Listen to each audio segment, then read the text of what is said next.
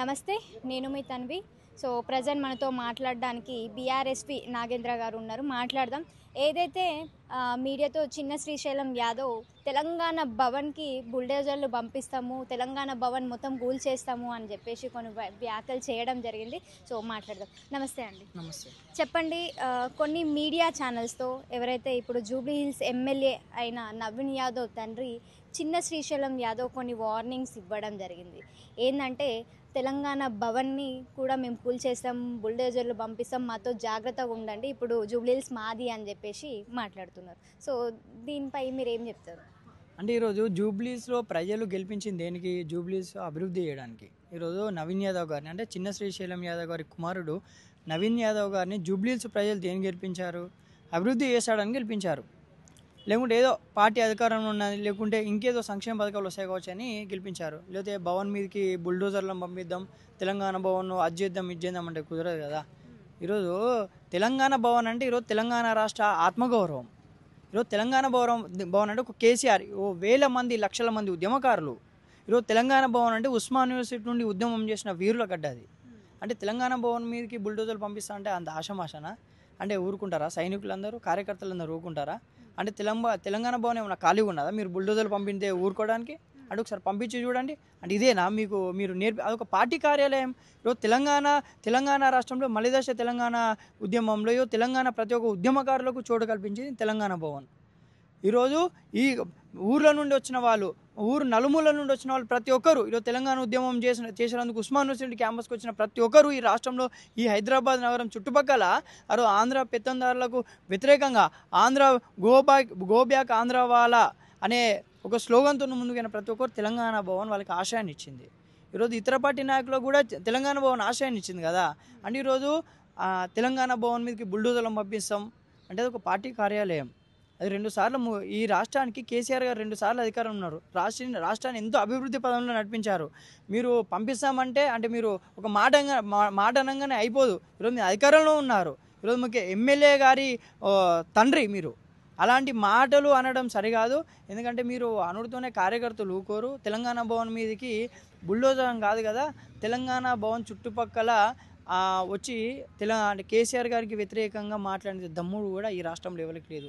ఈరోజు ఒక తెలంగాణ భవన్ బుల్డోజర్లు అంటే కేసీఆర్ను అవమానించినట్టు, తెలంగాణ భవన్ బుల్డోజర్లు అంటే ఈరోజు తెలంగాణ ఆత్మగౌరవాన్ని అవమానించినట్టు. ఈరోజు తెలంగాణ భవన్ గురించి మాట్లాడినంటే తెలంగాణలో ఉద్యమకారులు, తెలంగాణలో అమరవీరుల గురించి మీరు మాట్లాడినట్టు. ఈరోజు తెలంగాణ భవన్ గురించి కాదు, మీరు అన్నట్టు తెలంగాణలో ఉన్న ప్రతి ఒక్క పౌరుని గురించి, తెలంగాణలో పుట్టిన ప్రతి బిడ్డను మీరు అవమానించుకుంటారు తెలంగాణ భవన్ అన్నట్టు. అంటే సో ఇంకొకటి, ఏదైతే ఇప్పుడు మొన్ననే గెలిచినారు, అప్పుడే రౌడీయిజం స్టార్ట్ చేసినారని కూడా చాలా వరకు సోషల్ మీడియాలో కొన్ని ట్రోల్స్ వస్తున్నాయి, కామెంట్ బాక్స్లో కూడా చూస్తున్నాము.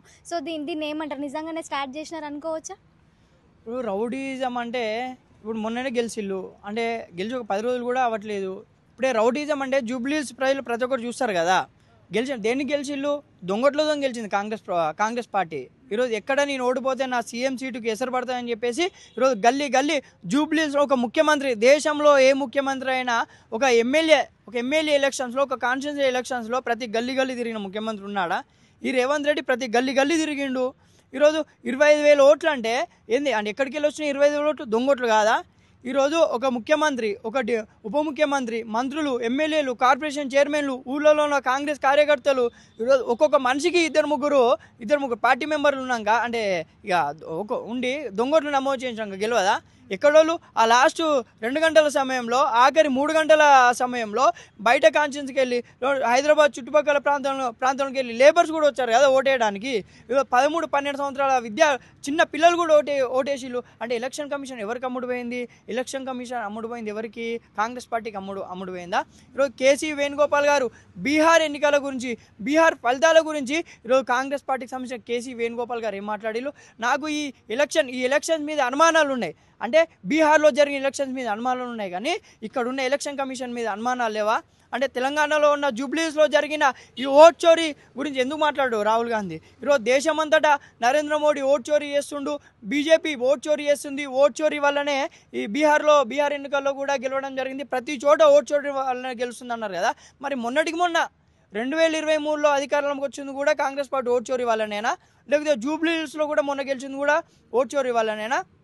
స్పందించాలి. ఈరోజు రాహుల్ గాంధీ స్పందించాలి, కేసీ వేణుగోపాల్ స్పందించాలి, ఈరోజు సోనియా గాంధీ గారు స్పందించాలి. తెలంగాణ రాష్ట్రంలో ఏం జరుగుతుంది?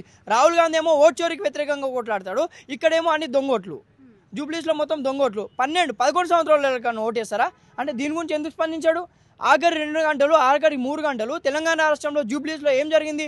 ఇంటెలిజెన్స్ వేవ్తో ఒక నివేదిక తీసుకోవాలి రాహుల్ గాంధీ గారు. జూబ్లీస్లో కాంగ్రెస్ పార్టీ ఎలా గెలిచింది? అంటే గెలవంగానే మీరు చప్పట్లు కొట్టుకోగానే లేదా డీజేల ముందు ఎంజాయ్ చేయగానే అయిపోదు. ఈరోజు బీహార్ ఎన్నికల్లో 6 సీట్లు, అంటే బీహార్లో చిత్తుగా ఓడిపోయింది. ఈరోజు చెయ్యి అనేది అస్తం గుర్తు అనేది నుజ్జు అయిపోయింది బీహార్లో. అంటే అక్కడ మీరు ఓడిపోయిన చోటనేమో ఓట్ చోరీ జరిగినట్టు, మీరు గెలిచిన చోటనేమో ఓట్ చోరీ జరిగినట్ట. ఈరోజు రాహుల్ గాంధీ కానీ, లేకపోతే ప్రియాంక గాంధీ కానీ, సోనియా గాంధీ కానీ, కేసీ వేణుగోపాల్ గారు కానీ, మల్లికార్జున ఖర్గే గారు కానీ జూబ్లీస్లో ఎన్నికలు ఎలా జరిగాయి, జూబ్లీస్లో దొంగోట్లు నమోదైనా కాలేదు వాళ్ళకి తెలియదా? ఈరోజు జూబ్లీస్లో దొంగోట్ల వల్లనే కాంగ్రెస్ పార్టీ గెలిచిందని ఈరోజు కాంగ్రెస్ పార్టీ అధిష్టానానికి తెలియదా? స్పందించాలి. ఓట్ చోరీ దేశమంతటా రాజ్యాంగం పట్టుకొని దేశమంతటా తిరగను రాహుల్ గాంధీ గారు.